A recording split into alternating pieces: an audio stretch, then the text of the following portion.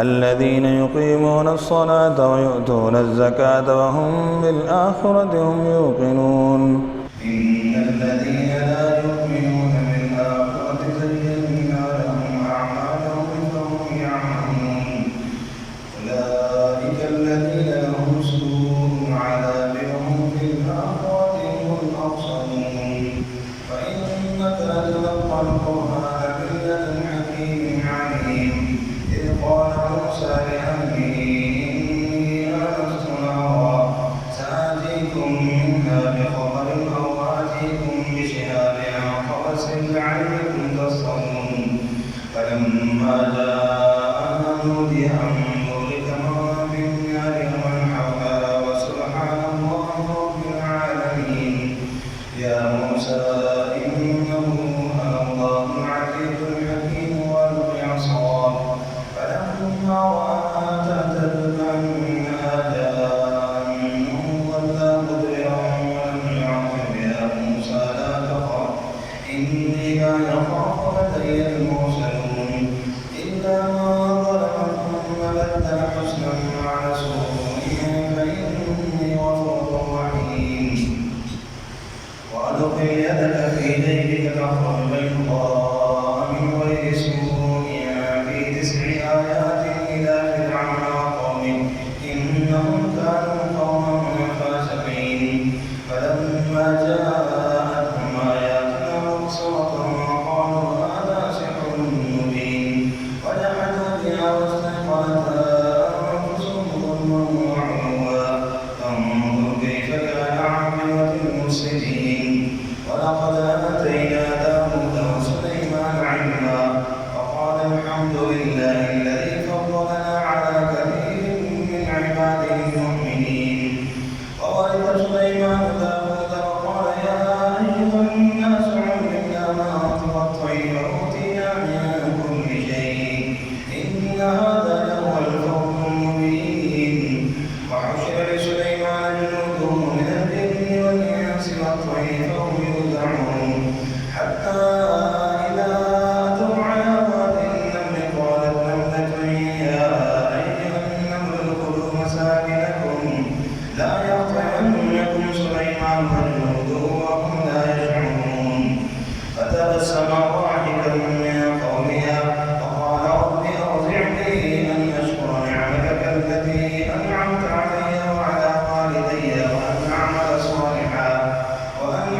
صالحا ويترضاه وأدخلني برحمتك في عبادك الصالحين وتفقد الطير فقال ما لي لا أرى الهدهد أم كان من الغائبين لأعذبنه عذابا شديدا أو لأذبحنه أو ليأتيني بسلطان مبين فمكث غير بعيد فقال أحط بما لم تحط به وجئتك من سبأ بنبأ يقين إني وجدت امرأة تملكهم وأوتيت من كل شيء ولها عرش عظيم وجدتها وقومها يسجدون للشمس من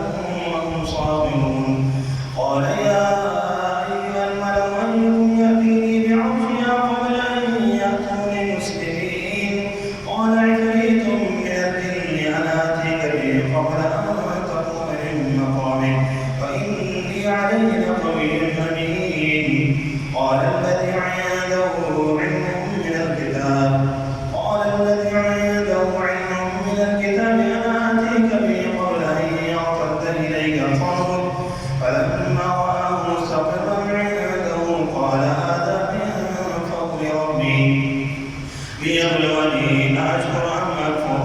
ومن شكر فإنما يشكر لنفسه ومن شكر فإنما يشكر لنفسه ومن كفر فإن ربي غني كريم.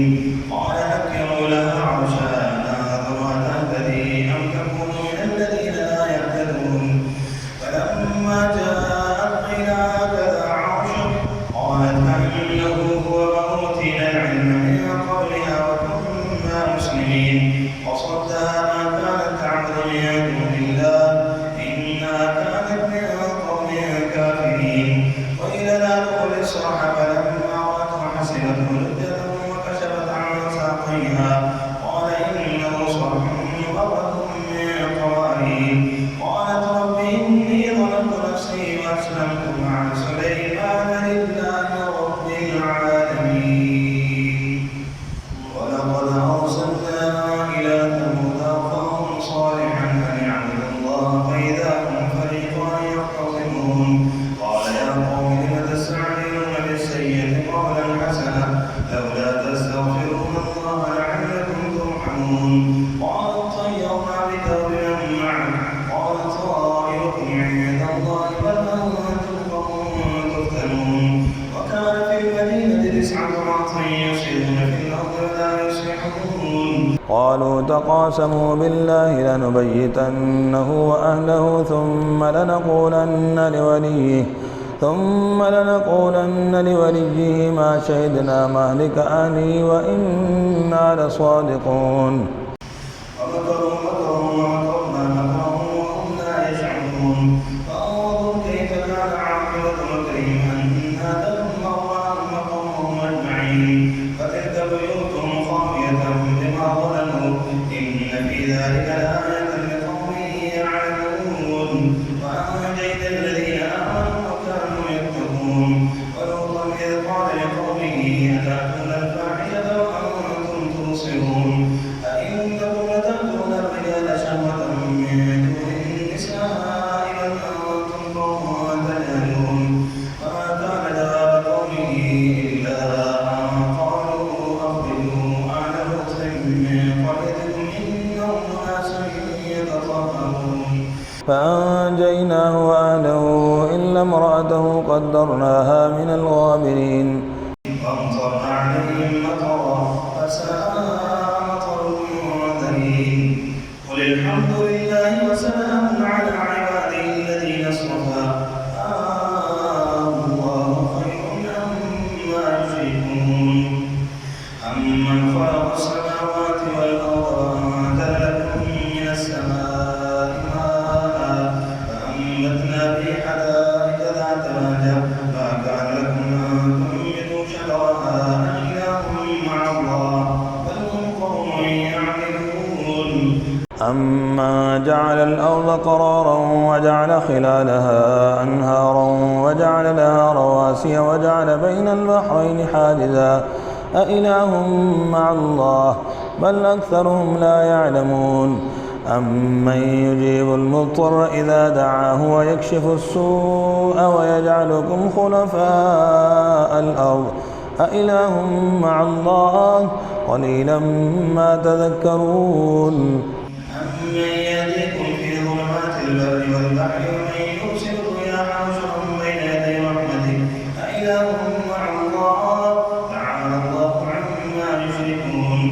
أمن يبدأ الخلق ثم يعيده ومن يرزقكم من السماء والأرض أإله مع الله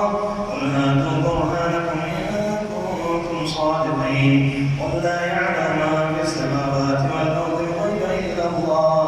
وما يشعرون أيان يبعثون. بل ادارك علمهم في الآخرة بل هم في شك منها بل هم منها عمون. وقال الذين كفروا أإذا كنا ترابا وآباؤنا أئنا لمخرجون. لقد وعدنا هذا نحن وآباؤنا من قبل إن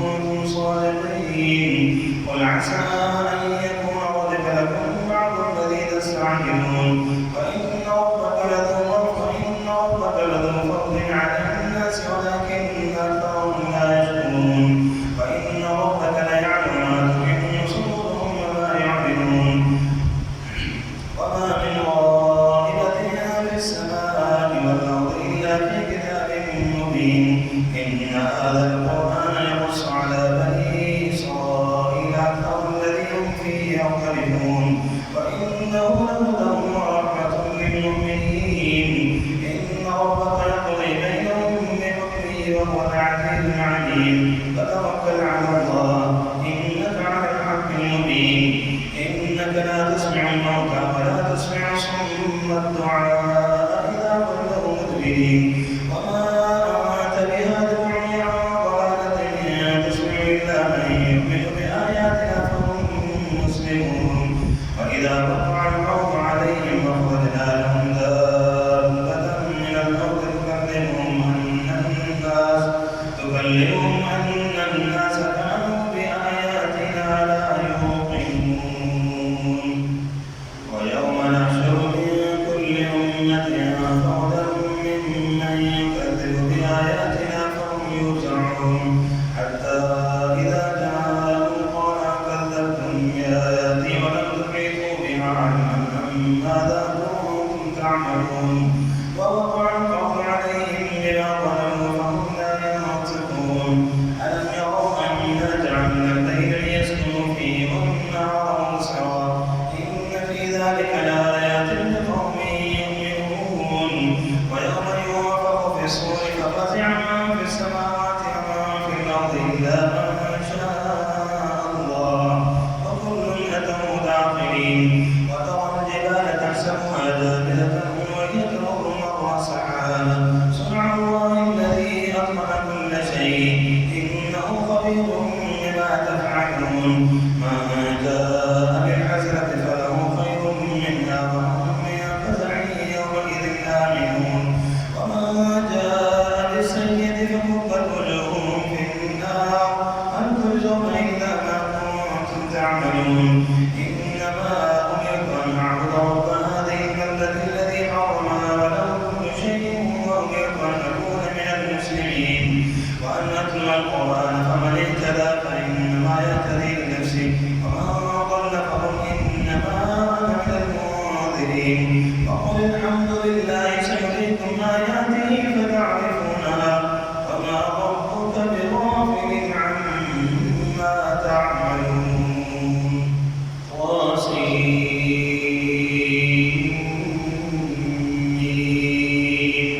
تلك آيات الكتاب المبين نتلو عليك من نبأ موسى وفرعون بالحق لقوم يؤمنون إن فرعون علا في الأرض وجعل أهلها شيعا يستضعف طائفة منهم يذبح أبناءهم ويستحيي نساءهم إنه كان من المفسدين ونريد أن نمن على الذين استضعفوا في الأرض ونجعلهم أئمة ونجعلهم الوارثين ونمكن لهم في الأرض ونري فرعون وهامان وجنودهما منهم ما كانوا يحذرون وأوحينا إلى أم موسى أن أرضعيه فإذا خفت عليه فألقيه في اليم ولا تخافي ولا تحزني إنا رادوه إليك وجاعلوه من المرسلين فالتقطه آل فرعون ليكون لهم عدوا وحزنا إن فرعون وهامان وجنودهما كانوا خاطئين وقالت امرأة فرعون قرة عين لي ولك لا تقتلوه عسى أن ينفعنا أو نتخذه ولدا وهم لا يشعرون وأصبح فؤاد أم موسى فارغا إن كادت لتبدي به لولا أورطنا على قلبها لتكون من المؤمنين وقالت لأمه قصي فأصلت به عن جنب وهم لا يشعرون وحرمنا عليه المراضع من قبل فقالت هل أدلكم على أهل بيت يكفلونه لكم له ناصحون فرددناه إلى أمه كي تقر عينها ولا تحزن ولتعلم أن وعد الله حق ولكن أكثرهم لا يعلمون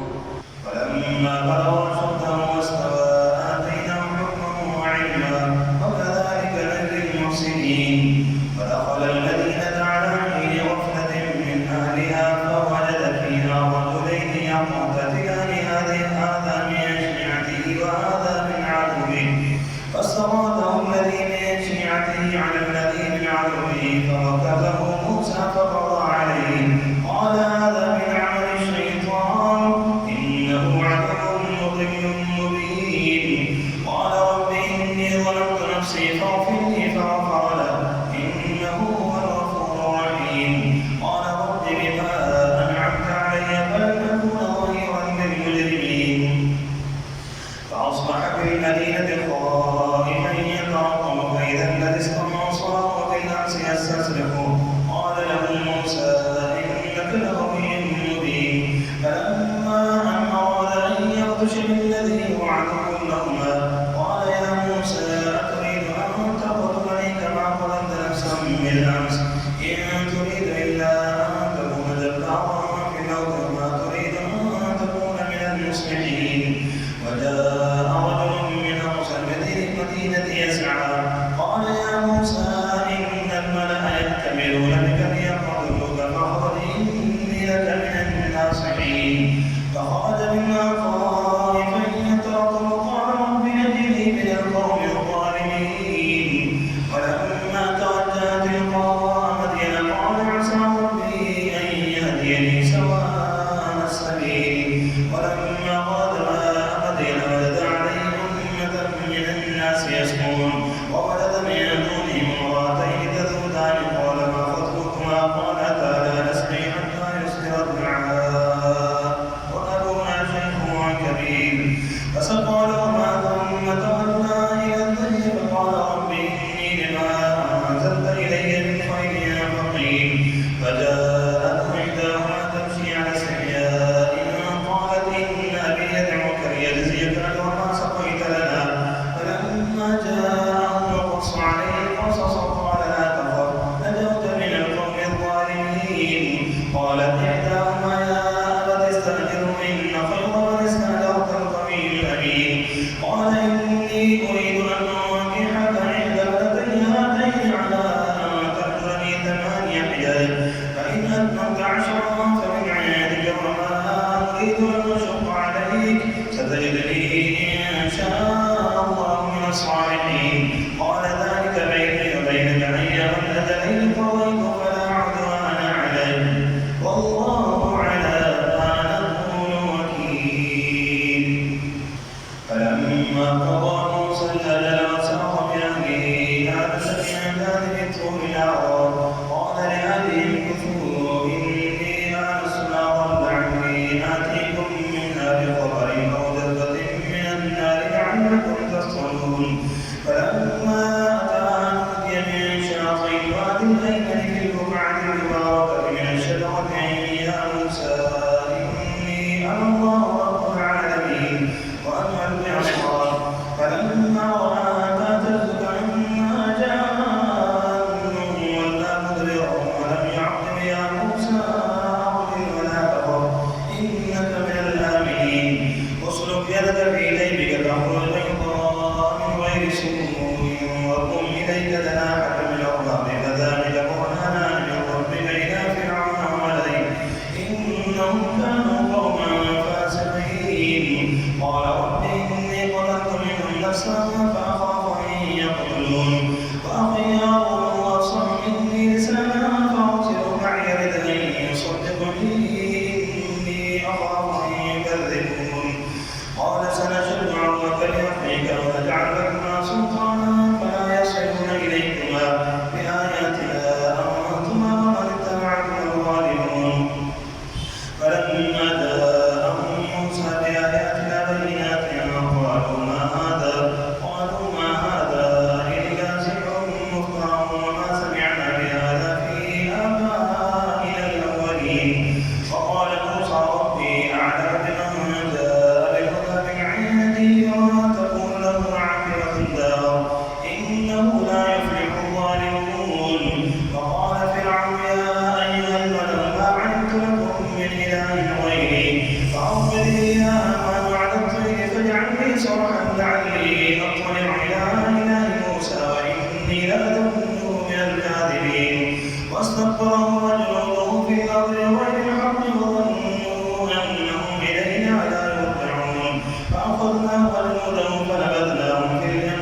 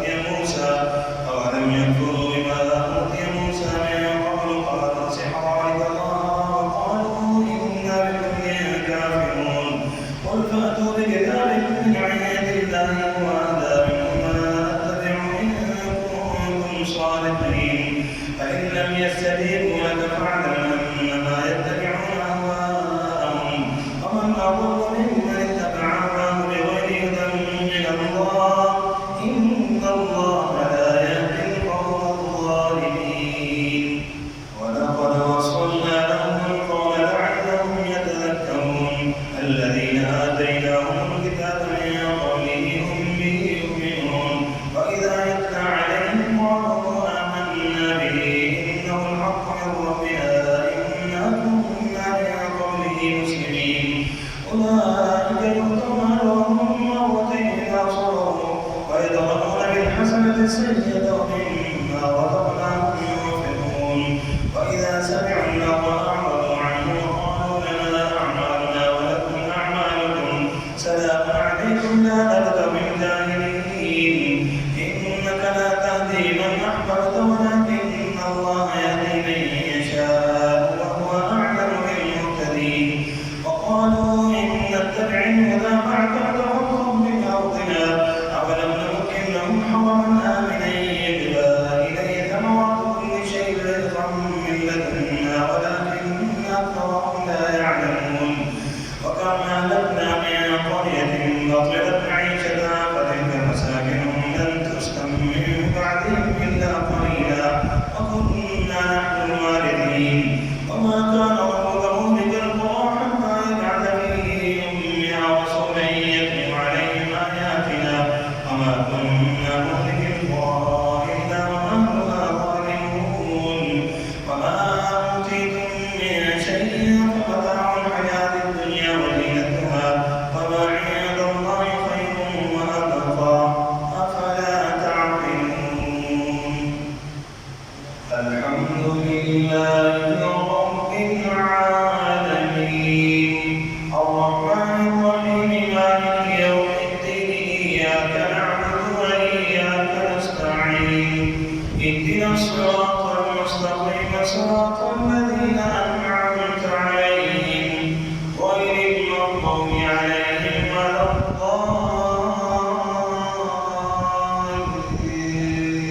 الضالين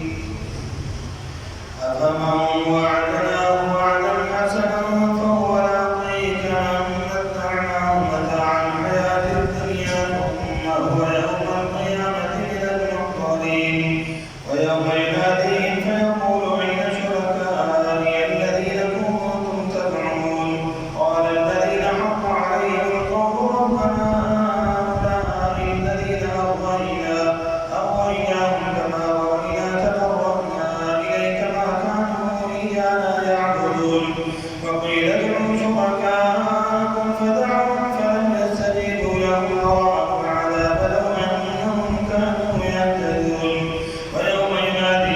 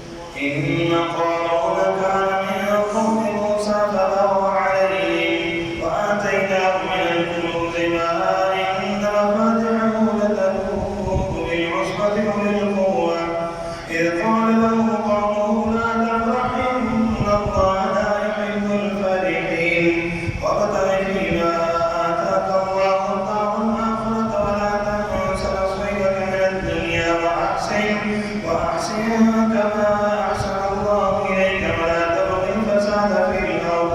إن الله لا يحب المفسدين.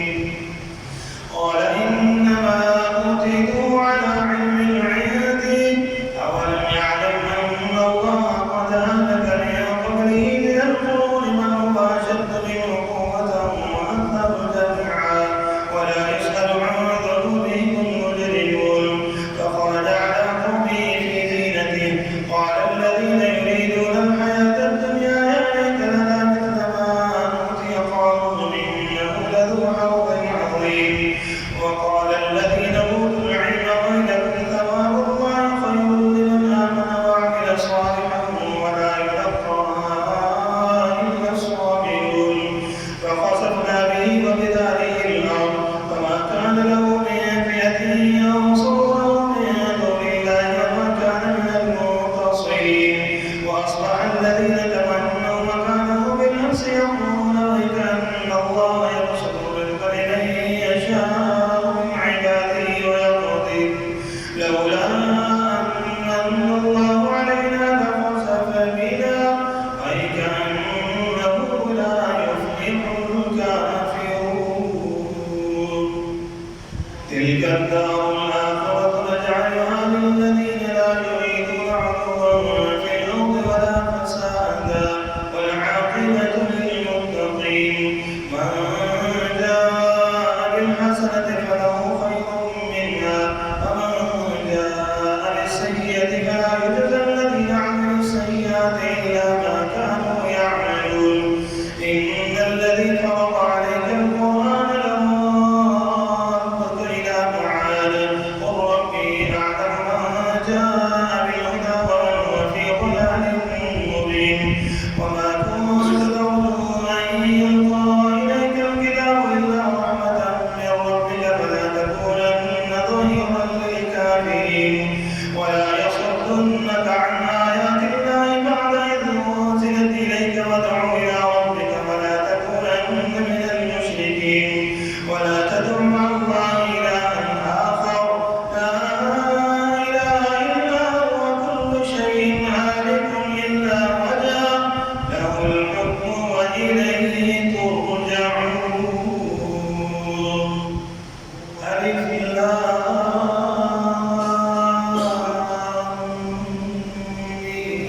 ميم.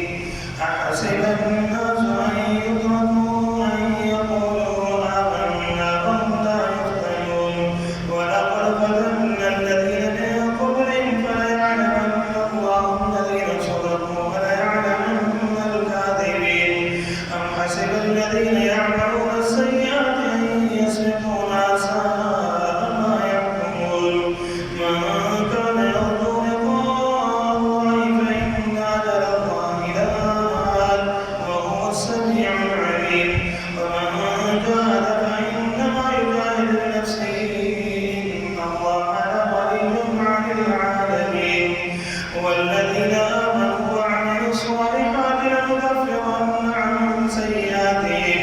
ولنجزينهم أحسن الذي كانوا يعملون. ووصينا الإنسان بوالديه حسنا وإن جاهداك لتشرك بي ما ليس لك به علم فلا تطعهما إلي مرجعكم فأنبئكم بما كنتم تعملون. والذين آمنوا وعملوا الصالحات لندخلنهم في الصالحين. ومن الناس من يقول آمنا بالله فإذا أوذي في الله جعل فتنة الناس كعذاب الله ولئن جاء نصر من ربك ليقولن إنا كنا معكم أوليس الله بأعلم بما في صدور العالمين. وليعلمن الله الذين آمنوا وليعلمن المنافقين. وقال الذين كفروا للذين آمنوا اتبعوا سبيلنا ولنحمل خطاياكم وما هم بحاملين من خطاياهم من شيء إنهم لكاذبون. وليحملن أثقالهم أثقالا مع أثقالهم وليسألن يوم القيامة عما كانوا يفترون. ولقد أرسلنا نوحا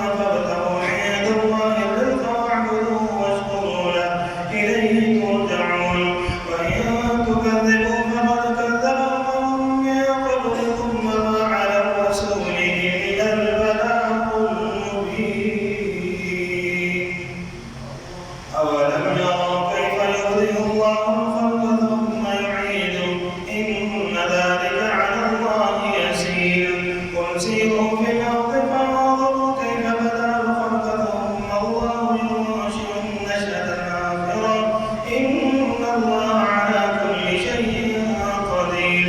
يعذب من يشاء ويرحم من يشاء وإليه تقلبون وما أنتم بمعجزين في الأرض ولا في السماء وما لكم من دون الله من ولي ولا نصير والذين كفروا بآيات الله ولقائه أولئك يئسوا من رحمتي وأولئك لهم عذاب أليم فما كان جواب قومه إلا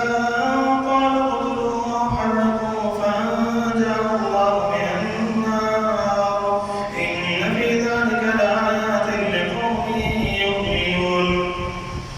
وقال إنما اتخذتم من دون الله أوثانا مودة بينكم في الحياة الدنيا ثم يوم القيامة يكفر بعضكم ببعض ويلعن بعضكم بعضا ومأواكم النار وما لكم من ناصرين فآمن له لوط وقال إني مهاجر إلى ربي إنه هو العزيز الحكيم ووهب له إسحاق ويعقوب وجعلنا في ذريته النبوة والكتاب وآتيناه أجره في الدنيا وإنه في الآخرة لمن الصالحين ولوطا إذ قال لقومه إنكم لتأتون الفاحشة ما سبقكم بها من أحد من العالمين أئنكم لتأتون الرجال وتقطعون السبيل وتأتون في ناديكم المنكر فما كان جواب قومه إلا أن قالوا ائتنا بعذاب الله إن كنت من الصادقين قال رب انصرني على القوم المفسدين ولما جاءت رسلنا إبراهيم بالبشرى قالوا إنا مهلكو أهل هذه القرية إن أهلها كانوا ظالمين قال إن فيها لوطا قالوا نحن أعلم بمن فيها لننجينه وأهله إلا امرأته كانت من الغابرين ولما جاءت رسلنا لوطا سيء بهم وضاق بهم ذرعا وقالوا لا تخف ولا تحزن إنا منجوك وأهلك إلا امرأتك كانت من الغابرين إنا منزلون على أهل هذه القرية رجزا من السماء بما كانوا يفسقون ولقد تركنا منها آية بينة لقوم يعقلون وإلى مدين أخاهم شعيبا فقال يا قوم اعبدوا الله وارجوا اليوم الآخر ولا تعثوا في الأرض مفسدين فكذبوه فأخذتهم الرجفة فأصبحوا في دارهم جاثمين وعادا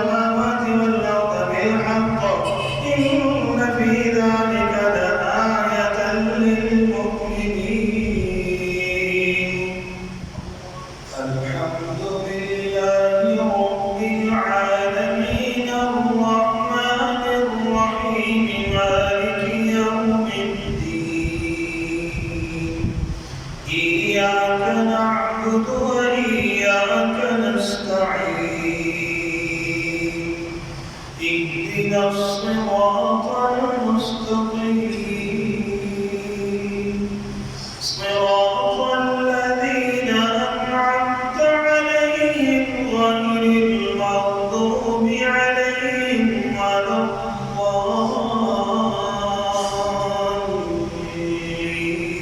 الضالين إذا جاء نصر الله والفتح ورأيت الناس يدخلون في دين الله أفواجا فسبح بحمد ربك واستغفره إنه كان توابا الحمد لله رب العالمين الرحمن الرحيم مالك يوم الدين إياك نعبد وإياك نستعين اهدنا الصراط المستقيم صراط الذين أنعمت عليهم غير المغضوب عليهم ولا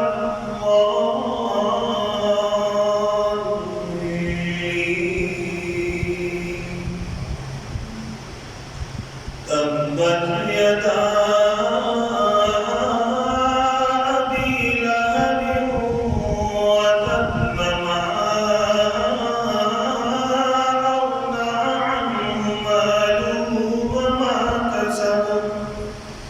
سيصلى نارا ذات لهب وامرأته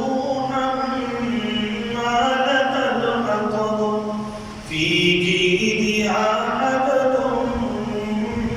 من مسد الحمد لله